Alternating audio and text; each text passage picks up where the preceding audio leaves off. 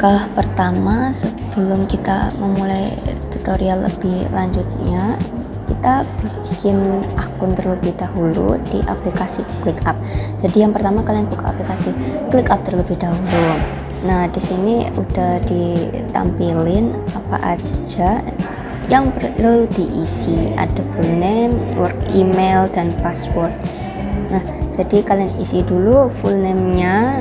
Ini aku isi Sonata Al-Fatih. Lalu untuk emailnya sendiri bebas mau pakai email pribadi atau email institusi. Lalu kalian buat password. Ini passwordnya bebas juga. Setelah itu kalian akan mendapatkan kode verifikasi melalui email. Nah, selanjutnya kalian milih mau ke work, personal, atau school. Kita pilih school ya, bebas lah. Lalu ini kalian pencet juga mau yang apa. Lalu ini juga kalian bebas pilih sesuai kebutuhan saja ya teman-teman. Nah, ini kita skip aja terlebih dahulu.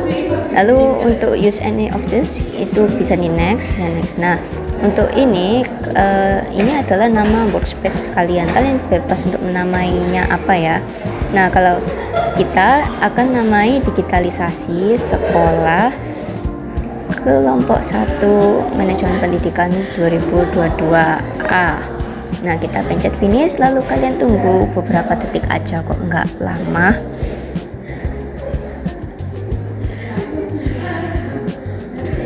Nah, kalian tunggu. Nah, lalu muncul seperti ini. Yeay, sudah jadi.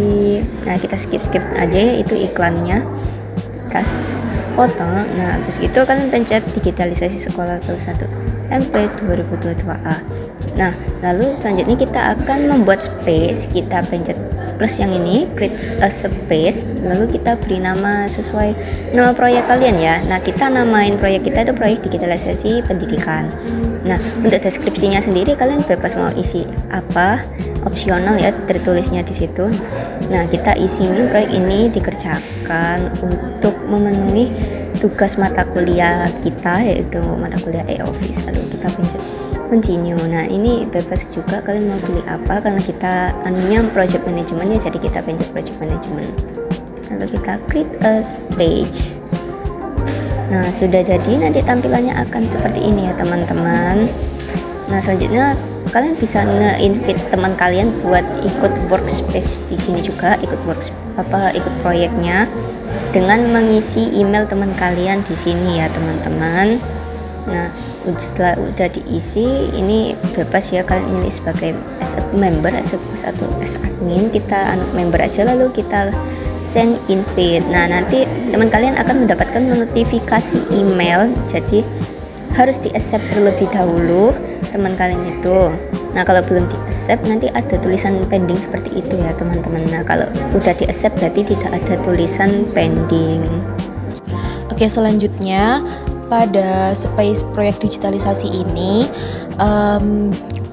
kita bisa membuat folder, di mana folder ini disesuaikan dengan tahapan kegiatan yang akan dilaksanakan, mulai dari analisis kebutuhan hingga evaluasi.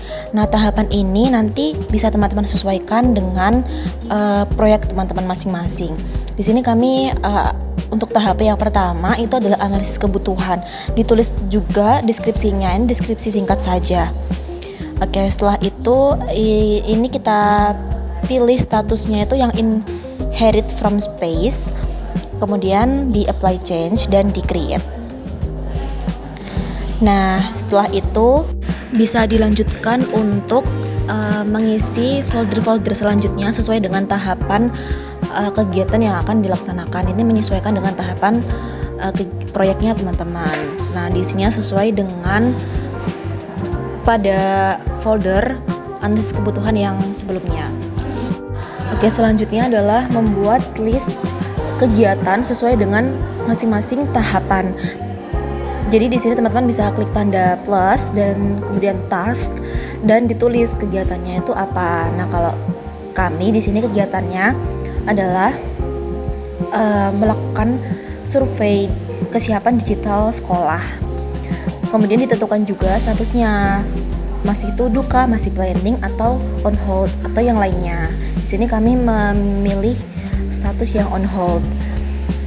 Nah, kemudian buat lagi tasnya. Jadi setelah kegiatan survei itu yang dilakukan adalah mengumpulkan data, sarana dan prasarana. Ditentukan juga statusnya, kemudian disimpan. Nah, ini bisa teman-teman sesuaikan juga sesuai dengan kegiatan pada tahap analisis kebutuhan, begitu. Nah, lakukan juga pada tahap-tahap selanjutnya seperti pada pelaksanaan kegiatan, evaluasi, dan sebagainya. Oke, baik teman-teman, kemudian pada bagian list kegiatan ini kita bisa melakukan pembagian tugas atau job desk kepada setiap kegiatan yang telah dilakukan dengan menekan pada bagian assign.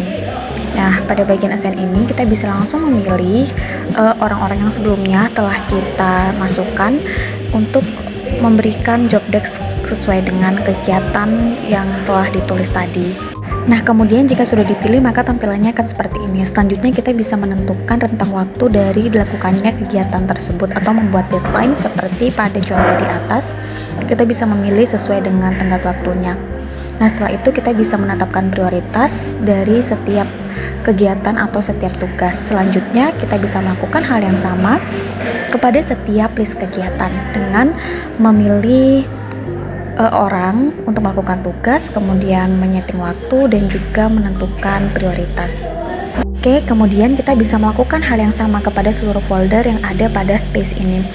Selanjutnya pada pojok kiri bagian list tugas ini terdapat status tugas yang bisa kita pilih untuk menggambarkan sejauh mana tugas itu sudah berprogres. Misalnya tugas ini masih belum berjalan, sudah berjalan, atau dalam masalah. Nah, tujuan dari adanya status ini adalah untuk melakukan pengelompokan pada setiap tugas agar kita bisa mengetahui secara pasti bagaimana status tugas tersebut telah berjalan. Selanjutnya untuk berkomunikasi dengan para member, Anda bisa mengklik bagian melakukan survei pada tas yang pertama. Lalu Anda bisa mengetik pesan yang ingin Anda sampaikan kepada para member.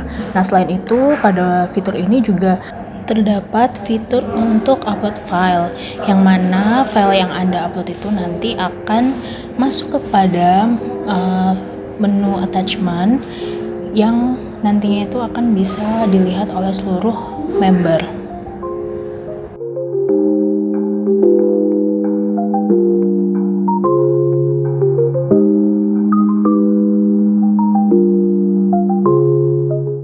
Selanjutnya, jika Anda ingin melihat detail dari progres proyek kalian bisa mengklik pada bagian space proyek digitalisasi pendidikan, lalu klik board.